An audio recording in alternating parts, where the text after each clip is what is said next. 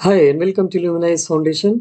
आज का जो हमारा टॉपिक है डिस्कशन का that is the rules governing the all India services officer.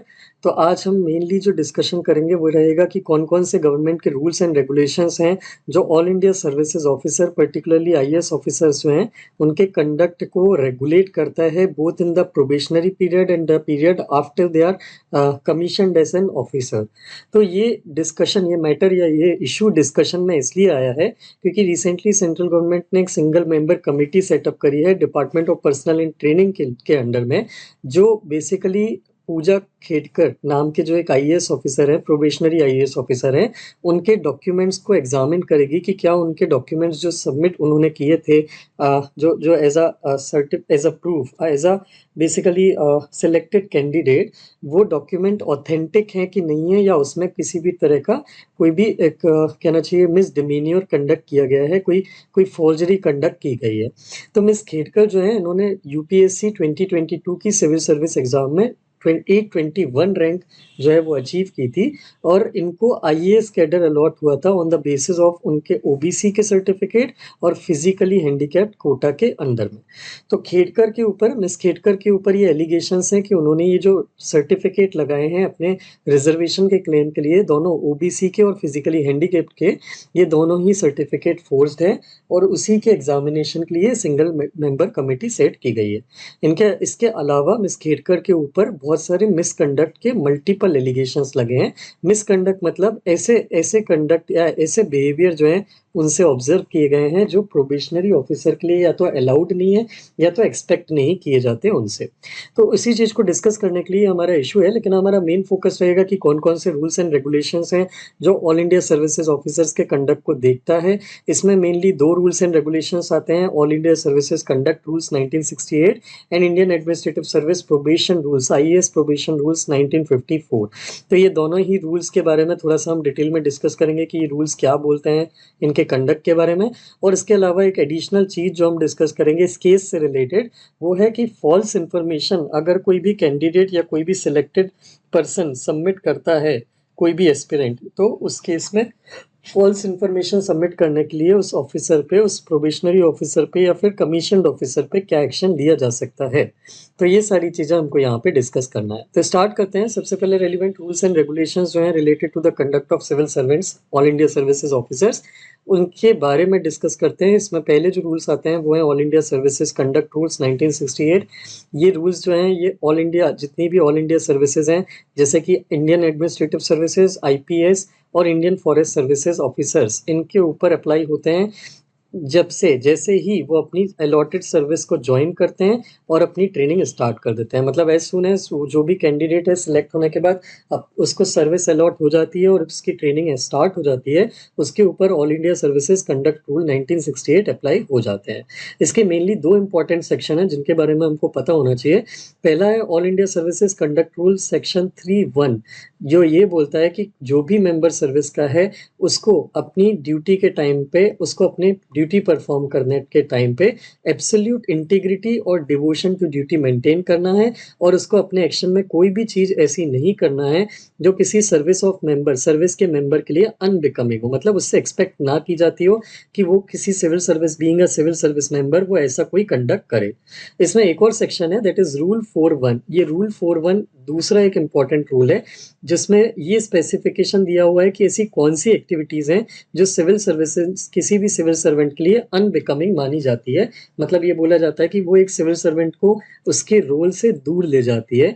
तो इसमें स्पेसिफिकली लिखा हुआ है कि किसी भी ऑफिसर को अपने पोजीशन या इन्फ्लुएंस का यूज़ नहीं करना चाहिए किसी भी फैमिली मेंबर के लिए एम्प्लॉयमेंट सिक्योर करने के लिए जो प्राइवेट अंडरटेकिंग या एनजीओ के साथ काम कर रहा है। 2014 में गवर्नमेंट ने इसने और भी कुछ सब रूल सेट करे थे कि ऑफिसर को क्या क्या चीज़ें मेंटेन करनी चाहिए। तो इसमें पहली चीज़ उन्होंने बोला था कि एक ऑफिसर को हाई एथिकल स्टैंडर्ड्स, इंटीग्रिटी और ऑनेस्टी मेंटेन करना चाहिए। He should be politically neutral, he should be accountable and transparency, इसको अपहोल्ड करने के लिए पूरी कोशिश करना चाहिए। उसे पब्लिक के लिए रिस्पॉन्सिवनेस शो करना चाहिए, पर्टिकुलरली जो वीकर सेक्शंस हैं उनके लिए उसको हाईली रिस्पॉन्सिव होना चाहिए और पब्लिक के साथ उसको बहुत ही कोर्टियस और गुड बिहेवियर मेंटेन करना चाहिए। इसके अलावा ऑफिसर्स अपने डेली लाइफ में ऑफिशियल ड्यूटी में जो भी डिसीजन लेते हैं, वो डिसीजन लेते टाइम उनको क्या-क्या चीज़ें फॉलो करना चाहिए, उसके लिए भी एक स्पेसिफिक डायरेक्शंस दिए हुए हैं। वो जो भी डिसीजन ले रहा है, वो डिसीजन सोली पब्लिक इंटरेस्ट में होना चाहिए, not in any kind of private interest. अगर उसकी पब्लिक ड्यूटी परफॉर्म करते टाइम उसमें कोई भी प्राइवेट इंटरेस्ट उसका जुड़ा हुआ है, तो उसको उसे एडवांस में, मतलब उस ड्यूटी को परफॉर्म करने के पहले ही एडवांस में डिक्लेयर करना चाहिए। उसे किसी भी टाइप के, किसी भी इंडिविजुअल या ऑर्गेनाइजेशन के फाइनेंशियल या किसी भी टाइप के अदर ऑब्लिगेशन में अपने आप को नहीं डालना है, कैसे भी किसी भी तरीके से जो उसकी ड्यूटी में उसको इन्फ्लुएंस कर सकता है ड्यूटी परफॉर्म करने में। चौथा, उसको अपनी सिविल सर्वेंट की पोजीशन का मिसयूज नहीं करना है किसी भी तरीके से। पांचवा, उसको ऐसा कोई भी डिसीजन नहीं लेना चाहिए जो उसे फाइनेंशियल या मटेरियल बेनिफिट गेन करने में उसके फैमिली को, उसके फ्रेंड्स को या उसे खुद किसी भी टाइप का फाइनेंशियल या मटेरियल बेनिफिट दिला सकता है। इसके अलावा एक तीसरा रूल है इसी rule all India service rules के अंदर ही, दैट इज रूल 11(1). इसके अंदर में ऑफिसर जो है उसको अपने सिर्फ नियर रिलेटिव्स और पर्सनल फ्रेंड्स जो हैं उनसे ही गिफ्ट एक्सेप्ट कर सकता है, जिसके साथ उनकी कोई ऑफिशियल डीलिंग नहीं हो, या फिर वेडिंग, एनिवर्सरी, फ्यूनरल या फिर रिलीजियस फंक्शन के टाइम पे ही वो कोई गिफ्ट एक्सेप्ट कर सकता है। इसके अलावा अगर वो किसी भी टाइप का उसको गिफ्ट 25,000 से वैल्यू की ऊपर का अगर कोई गिफ्ट मिलता है तो उन्हें वो गवर्नमेंट को रिपोर्ट करना होता है। ये थ्रेशोल्ड जो है लास्ट टाइम 2015 में अपडेट हुआ था। तो 25,000 से ऊपर का कोई भी गिफ्ट अगर उनको कोई मिलता है मॉनेटरी वैल्यू से, इस मॉनेटरी वैल्यू से ऊपर का, तो उसे उन्हें गवर्नमेंट को रिपोर्ट करना है। इसी के साथ एक और दूसरे रूल्स हैं, that is Indian administrative service probation rule 1954। ये जो ऊपर वाले हमने रूल्स पढ़े, ये तो तीनों ऑल इंडिया सर्विसेज जो है उन पे अप्लाई होते हैं equally, that is IAS, IPS and Indian forest services. ये जो नीचे वाले रूल्स हैं, Indian administrative service probation rules 1954, ये स्पेसिफिकली आईएएस के लिए हैं जो बेसिकली प्रोबेशन या ट्रेनिंग पीरियड में होते हैं। तो ये कुछ एडिशनल सेट ऑफ रूल्स हैं जो ऑफिसर्स को प्रोबेशन पीरियड के टाइम पे उनका कंडक्ट जो है गवर्न करते हैं, जो एटलीस्ट जो अराउंड 2 इयर्स चलता है सिलेक्शन ऑफ सर्विस में बाद। मतलब जब आपकी सर्विस में सिलेक्शन हो जाता है आईएएस में, तो उसके बाद जो आपकी 2 साल की ट्रेनिंग चलती है, उस टाइम पे आपको कैसा बिहेवियर रखना है, ये रूल्स उस चीज़ के लिए गवर्न करते हैं। तो इसमें पीरियड, ऑफिसर की ट्रेनिंग का जो पीरियड है लबासना का, वो भी इंक्लूड होता है, और जो फील्ड वाली जो ड्यूटी होती है, जो फील्ड प्रोबेशन होता है, जिसमें आप एज एन एसडीएम आप एक आईएएस ऑफिसर के साथ, कलेक्टर के साथ अटैच किए जाते हैं फील्ड ट्रेनिंग के लिए, ये उस पीरियड को भी गवर्न करता है। 2 साल के पीरियड एंड होने के बाद ऑफिसर को एक एग्जामिनेशन देनी होती है, और only after clearing this exam उनको रेस्पेक्टिव सर्विस, जो सर्विस अलॉट हुई है उस सर्विस में उनकी पोस्टिंग जो है या अपॉइंटमेंट जो है वो कंफर्म होती है। प्रोबेशन पीरियड के टाइम पे ऑफिसर को एक फिक्स्ड सैलरी मिलती है और ट्रेवल अलाउंस मिलता है, लेकिन वो किसी भी टाइप के राइट के लिए या बेनिफिट्स के लिए एंटाइटल नहीं होता जो IAS officers, confirmed IAS officers को दिए जाते हैं। तो मतलब उनको एक फिक्स्ड सैलरी और ट्रेवल अलाउंस तो दिया जाता है, लेकिन जो एक रेगुलर आईएएस ऑफिसर है जो ऑलरेडी पोस्टिंग में है, जो सर्विस अलॉट हो चुकी है, जिसको एग्जाम क्लियर कर चुका है, जो वो उसको जो राइट और बेनिफिट्स दिए जाते हैं उसके लिए वो एंटाइटल नहीं होता। और यही प्रॉब्लम आई थी मिस पूजा खेडकर के साथ, जहाँ पे उन्होंने ऐसी कुछ चीज़ें डिमांड की थी जो प्रोबेशनरी ऑफिसर्स को अलाउ नहीं की जाती। तो इसमें जैसे कि जो रेगुलर ऑफिसर, जो प्रोबेशनरी ऑफिसर होते हैं, वो official car with VIP number plate नहीं यूज़ कर सकते, ऑफिशियल एकोमोडेशन उनको नहीं दिया जाता, एक ऑफिशियल चैम्बर जो होता है एडिक्वेट स्टाफ के साथ वो उनको अलाउ नहीं होता है, कांस्टेबल जो उनको अलॉट होता है वो उनको अलाउ नहीं होते। तो इन सारी चीज़ों के लिए ये मेनली एंटाइटल्ड नहीं होते हैं। इसी रूल्स के, ये जो रूल्स हैं Indian administrative service probation rules 1954, इसका रूल 12 ये बताता है कि कौन कौन से सर्कमस्टेंसेस हैं जिसमें एक प्रोबेशनर को डिस्चार्ज किया जा सकता है। डिस्चार्ज मतलब उसको उसकी ड्यूटी से निकाला जा सकता है या हटाया जा सकता है। तो कौन कौन से सर्कमस्टेंसेस हैं जिसमें प्रोबेशनरी प्रोबेशनरी को डिस्चार्ज किया जा सकता है अगर सेंट्रल गवर्नमेंट को ये समझ में आता है, अगर सेंट्रल गवर्नमेंट को ये फाइंडिंग मिलती है कि प्रोबेशनर जो है वो रिक्रूटमेंट के लिए इनएलिजिबल है या सर्विस का मेंबर बनने के लिए अनसुटेबल है। दूसरा, प्रोबेशनर जो है अपनी विलफुली प्रोबेशनरी स्टडीज या ड्यूटीज को नेग्लेक्ट कर रहा है। विलफुली मतलब वो कर सकता है लेकिन वो किसी कारण से, मतलब अपनी इच्छा से ही वो प्रोबेशनरी स्टडीज और ड्यूटीज नहीं कर रहा है कंप्लीट।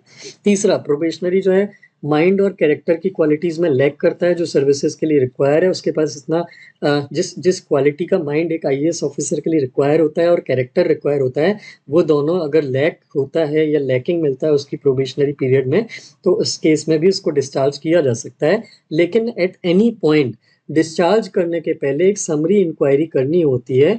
समरी इंक्वायरी होने के बाद ही डीओपीटी जो है उसको, किसी भी ऑफिसर को डिस्चार्ज करने का ऑर्डर पास कर सकता है। और यही समरी इंक्वायरी मिस पूजा खेड़कर के अगेंस्ट में कमीशन की है department of personal and training ने। तो ये कमेटी जो है ये 2 वीक में अपनी रिपोर्ट सबमिट करेगी और उसके बेसिस पे ही डीओपीटी आगे क्या एक्शन कंडक्ट करेगा। अब बात करते हैं फॉल्स इन्फॉर्मेशन की। ये तो हम नॉर्मल रूल्स पढ़ रहे थे कि नॉर्मली अगर कोई सही तरीके से भी सिलेक्ट हुआ है तो उसके ऊपर कौन से रूल्स और क्या रेगुलेशंस कंडक्ट या गवर्नेंस उसके कंडक्ट को गवर्न करने के लिए अप्लाई होते हैं। Now what about false information? अगर कोई ऑफिसर फॉल्स इन्फॉर्मेशन फर्निश करता है तो उसके ऊपर क्या क्या रेस्ट्रिक्शन या क्या उसके ऊपर एक्शन लिया जाता है। तो ये समझने के पहले हम थोड़ा सा बैकग्राउंड देख लेते हैं।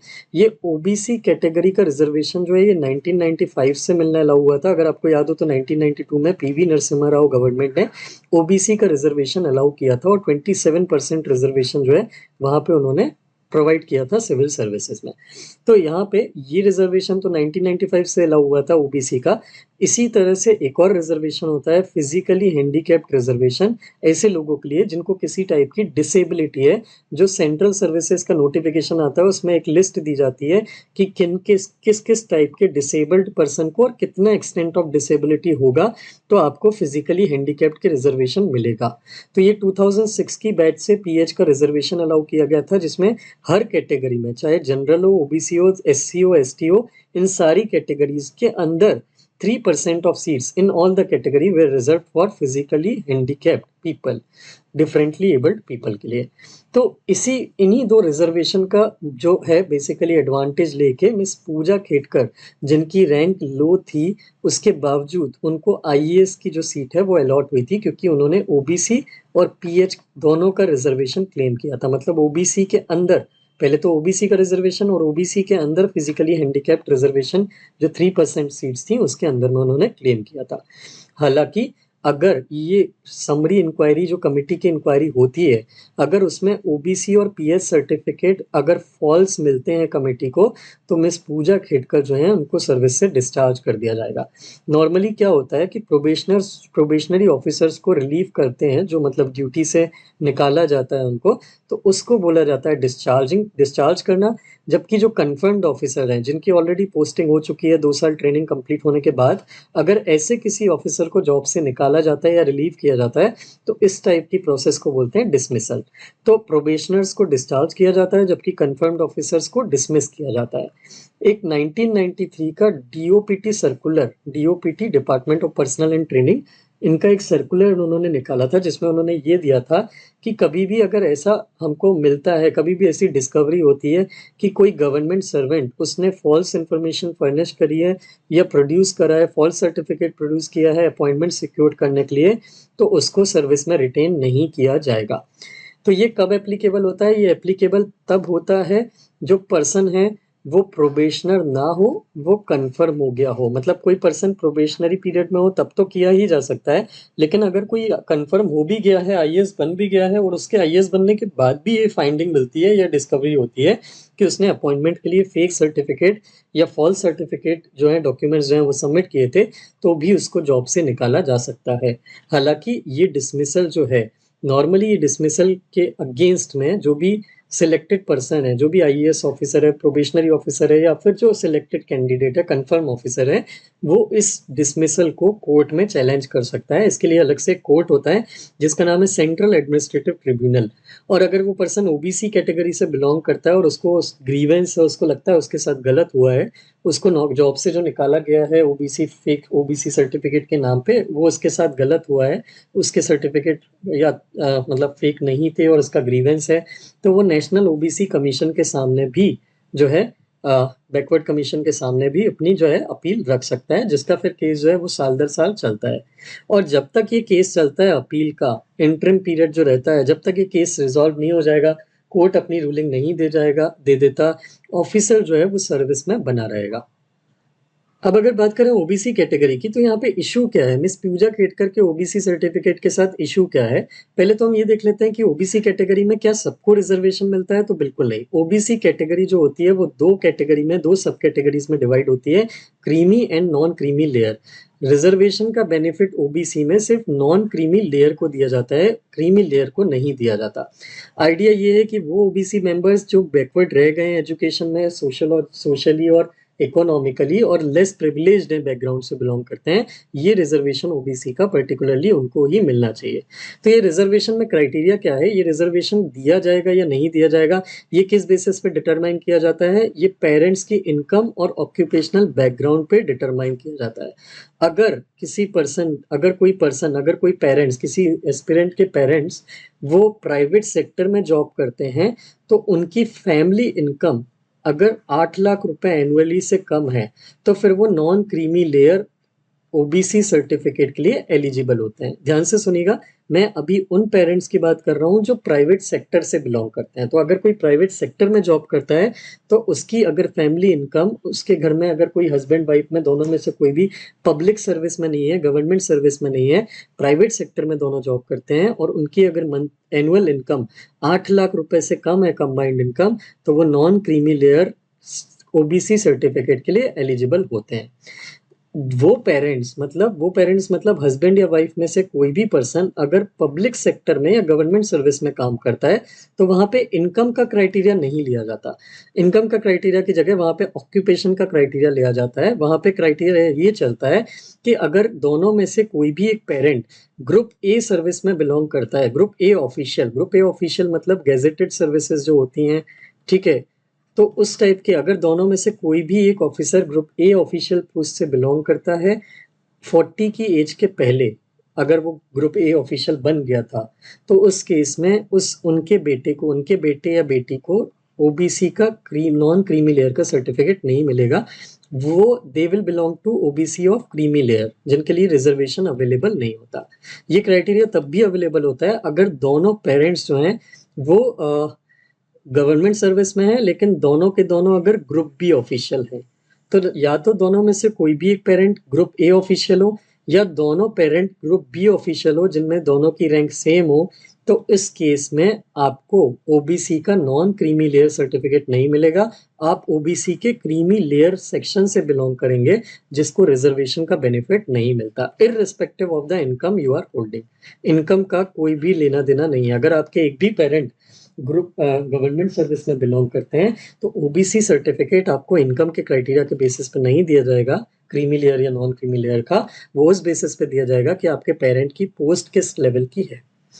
तो ये ओबीसी का रिजर्वेशन का इशू है। अब चूंकि मिस पूजा खेड़कर जो है, उनके फादर जो हैं, इनके father basically already group A official थे, और ग्रुप ए ऑफिशियल होने के तहत इनको non creamy layer OBC certificate नहीं मिलना चाहिए था, और उसके बेसिस पर कोई रिजर्वेशन नहीं दिया जाना चाहिए था। लेकिन इन्होंने इस रिजर्वेशन का बेनिफिट लिया है, अपने आप को नॉन क्रीमी लेयर से बिलोंग करते हुए, मानते हुए, मतलब डिक्लेयर करते हुए। तो उस केस में इनके डॉक्यूमेंट की अब फिर से स्क्रूटनी होगी सिंगल मेंबर कमीशन के थ्रू, और उसके बाद ही डिसीजन लिया जाएगा। तो ये हमारा आज के रूल्स के रिलेटेड क्वेश्चन था। अब हम आते हैं प्रीलिम्स और मेंस के ऊपर क्वेश्चन पे। इसके ऊपर क्वेश्चन क्या बनता है, consider the following statements regarding the all India services conduct rules 1968। All India services conduct rules 1968 से रिलेटेड हमको 3 स्टेटमेंट दिए हुए हैं और हमको बताना है कि इनमें से कौन से सही है। तो AIS कंडक्ट रूल 3.1 ये बोलता है कि सर्विस में होने वाला कोई भी मेंबर, हर मेंबर, उसको अपनी एब्सोल्यूट इंटीग्रिटी और डिवोशन टू ड्यूटी को मेंटेन रखना है और उसको ऐसा कुछ भी नहीं करना है जो सर्विस के मेंबर के लिए अनबिकमिंग हो। दूसरा, इसी रूल के रूल 4.1 ये बोलता है कि ऑफिसर को अपनी पोजीशन या इन्फ्लुएंस का यूज नहीं करना है अपने किसी फैमिली मेंबर को एम्प्लॉयमेंट दिलाने के लिए। और तीसरा, ऑफिशियल्स जो हैं वो किसी भी इंडिविजुअल से गिफ्ट एक्सेप्ट कर सकते हैं ऑन ओकेजन्स जैसे कि wedding, anniversary, funeral, religious function पे without reporting to the government. तो ये इन तीनों में से कौन सा स्टेटमेंट सही है, गलत है, आपको मुझे बताना है। कमेंट सेक्शन में आंसर लिख के बताइएगा। क्वेश्चन देखने में सिंपल लग रहा है बट इतना सिंपल है नहीं, स्टेटमेंट्स में वर्ड्स का खेल है। तो कमेंट करके बताइएगा कि इनमें से कौन सा आंसर ABCD में से सही है। मेंस के क्वेश्चन की बात करते हैं। Discuss the implications of the all India services conduct rules 1968 and IAS probation rules 1954 on the conduct and integrity of IAS officers during the probation period. तो हमको ये बताना है कि इन रूल्स का IAS ऑफिसर्स के प्रोबेशन पीरियड में conduct और इंटीग्रिटी पे क्या इम्पैक्ट या इम्प्लीकेशंस होते हैं। तो सबसे पहले इस आंसर को हमको कैसे लिखना है, इसके अगेन 3 पार्ट होंगे, intro, body, conclusion. Intro part में हम बेसिकली ये दोनों रूल्स के बारे में ब्रीफ में बताएंगे कि ये दोनों रूल्स क्या होते हैं, किस पर्पस के लिए बनाए गए हैं। इंट्रो में we will introduce about these rules कि इनका पर्पस क्या है, ये क्यों बनाए गए हैं। बॉडी पार्ट में हम इन दोनों रूल्स को एक डिफरेंस कॉलम बना के उसके इम्प्लीकेशन लिखेंगे। तो यहाँ पे हम लेफ्ट साइड में पहले all India services conduct rules लिखेंगे, राइट साइड में हम IAS प्रोबेशन रूल्स लिखेंगे और फिर इनके प्रोविजंस लिखेंगे कि ये दोनों क्या जो है मेनली हमको प्रोविजन बताते हैं या ऑफिसर्स को प्रोविजन बताते हैं। तो ऑल इंडिया सर्विसेज में जैसे गिफ्ट की बात करी गई है, अनबिकमिंग ऑफ सर्विसेज की बात की गई है, इनकी बात करेंगे। ऑनेस्टी और इंटीग्रिटी मेंटेन करने की बात करी है, ट्रांसपेरेंसी मेंटेन करने की बात करी गई है। प्रोबेशन में इंटीग्रिटी और ड्यूटी मेंटेन करने की बात करी है। अपनी जो ड्यूटी है, ड्यूटी को पूरी इंटीग्रिटी के साथ और डेकोरम के साथ परफॉर्म करने की बात करी गई है।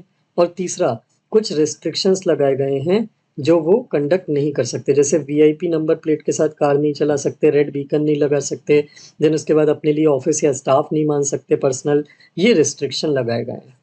तो ये बॉडी पार्ट में हम इसके इम्प्लीकेशन लिखेंगे एंड कंक्लूजन में हम ये लिखेंगे कि सिविल सर्विसेज जो है वो ये पब्लिक सर्विसेज की पोस्ट हैं और ये पब्लिक को सर्व करने के लिए बनाई गई हैं। और पब्लिक को सर्व करने के लिए हमको ऐसे पर्सन चाहिए जो ट्रांसपेरेंसी को अटमोस्ट या इंटीग्रिटी को अटमोस्ट वैल्यू देते हों, तभी हमारी एडमिनिस्ट्रेटिव सर्विसेज क्लीन और ट्रांसपेरेंट या पब्लिक के या गवर्नमेंट के या इंडिया की सोसाइटी के लिए पॉजिटिव कंट्रीब्यूशन दे पाएगी।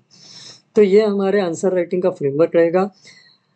This is it. अगर आपको ये वीडियो पसंद आया, आई होप दिस वीडियो या this issue was clear to you. अगर आपको ये वीडियो पसंद आया तो please do share it with your friends who are preparing for the exam. इस लेक्चर की PDF अगर आप डाउनलोड करना चाहते हैं तो हमारा एक टेलीग्राम चैनल है जिसकी लिंक आपको इस वीडियो के डिस्क्रिप्शन में मिल जाएगी। Please do join the Telegram channel ताकि आपको रेगुलर अपडेट हमारी तरफ से मिलते रहे और आप लेक्चर भी डाउनलोड कर पाएँ। और इसके साथ साथ में हमारे इंस्टा और फेसबुक का भी पेज का है, ल्यूमेन IAS फाउंडेशन नाम से ही, जिनके लिंक भी आपको डिस्क्रिप्शन में मिल जाएंगे। For regular updates from our side, do please do follow these pages also. Thank you very much for watching the video.